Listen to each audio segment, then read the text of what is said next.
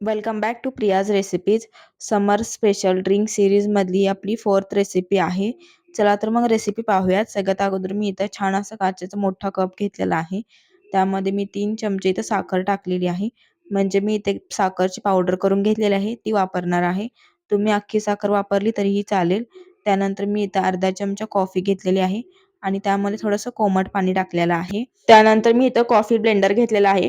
तुम्हाला जर हा कॉफी ब्लेंडर घ्यायचा असेल तर हा तुम्हाला मिस्टर DIY मध्ये किंवा ऑनलाईन सुद्धा भेटून जाईल. तुम्हाला जर याची लिंक हवी असेल तर मला कमेंट नक्की करा. हीच सेम प्रोसेस तुम्ही मिक्सरवरती सुद्धा करू शकता. तुम्ही बघू शकता कॉफीचा कलर एकदम डार्क होता, आता एकदम फेंट झालेला आहे. आता यामध्ये आपण दूध टाकून घेऊया. दूध टाकल्यानंतर सुद्धा ब्लेंडरनी छान असं ब्लेंड करून घ्यायचं आहे. तुम्ही बघू शकता वरती एकदम छान असा फेस आलेला आहे. एकदम फ्रोथी अशी कॉफी तयार झालेली आहे. वरून भरपूर असं चॉकलेट टाकायचं आहे. एकदम थिक अशी आपली कोल्ड कॉफी तयार आहे. वरून थोडेसे आईस क्यूब टाकायचे आहेत आणि एन्जॉय करायचं.